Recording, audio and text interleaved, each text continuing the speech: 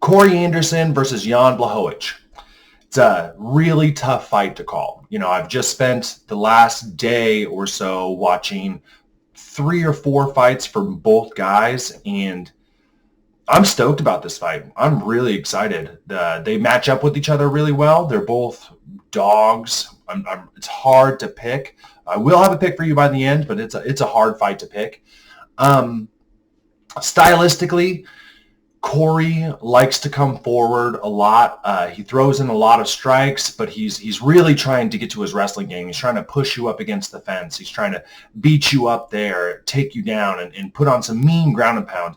Probably his biggest strength is that he is a fucking workhorse. That guy will put out a really solid pace round after round after round.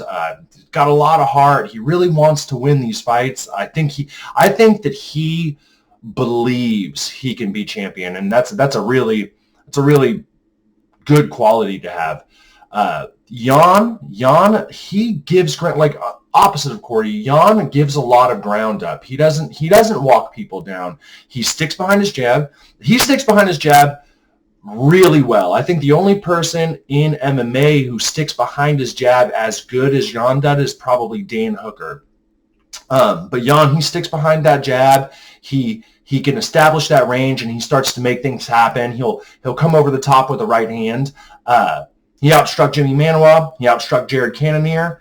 I think he's got a fun striking style. I love the fact that he uses his jab the same way a boxer uses his jab. It's very piston-like. Knock on his game, I guess, is he's got a good takedown, but he hides it well. He can shoot in a good takedown behind punches or time it in the middle of your punches. He doesn't waste takedown attempts. He times them well, and he tends to get them. I've noticed, though, that he has a really hard time establishing control time. I mean, granted, maybe that's just a thing that everybody's having a hard time with nowadays. People have gotten really good at bouncing back up. But, you know, looking at Jan's fights, he doesn't control people super well. I'm mainly basing this off the fact that he couldn't control Jared Cannonier for even moments. Jared popped right back up every time he took him down. Jimmy Manuwa, same thing. He could not keep Jimmy down.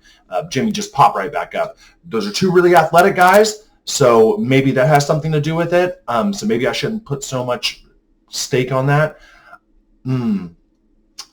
But so that's just a little knock on Jan. Not great with control time. Does have a good takedown because he times it well. He's strong. Another good thing to say about Jan's ground game is that his guard, for a guy of his build with those really big tree chunk legs, it's amazing how good his guard is. He just gets that up there, and he could threaten you with all sorts of things. Black belt in jiu-jitsu. So his jiu-jitsu is really good. Exceptionally good. I really don't think I've seen somebody with his build, his size, have such a active guard. So that can be problems for Corey if Corey decides to take the fight to the ground. Corey, do I think that Corey can take the fight to the ground? Yes, I do think, especially as the round goes on, because that's somewhere where I think they differ, is that if Jan's going to have success in this fight, I think it's going to be early. And I think as the fight goes on, Corey's going to have more success because Corey is such a workhorse. If I were Corey, I would try to get the fight to the ground, I think, because I do think that Jan can outstrike him. That being said, Corey's striking looked excellent against Teixeira. But ultimately, I mean, who's my pick on this one? It's a tough fight to pick. It's a really tough fight to pick. I think they match up with each other really well. I think Corey's going to press forward. Jan's going to back up because that's what he likes to do. I think he's going to try to stick behind that jab, try to establish that range. And I think that he very likely is going to have success doing that. He might catch Corey with something if he just brings a right hand over the top of that jab. That being said, Corey's jab is really good too. They both also have a really good body kick. A lead leg body kick with that left leg just snapping it up and hitting you in the body. Jan, I think, has proven that a little bit more. He's done it a little bit more than Corey. I'm really excited about this fight. And now I'm like, I had a pick before I started the video, but talking about it, I'm like, fuck, who is going to win this fight? Jan definitely can stick Corey behind that jab and find a lot of success. And that could happen.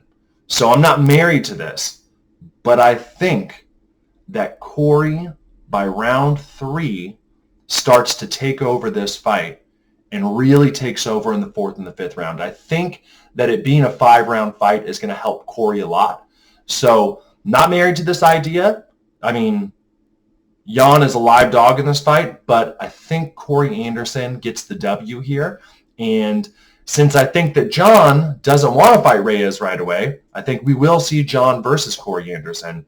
And who do I think will be the winner of that? I should probably just save that for another video. But yeah, if you put a gun to my head and said who's going to win this fight, Corey Anderson. Corey Anderson wins this fight.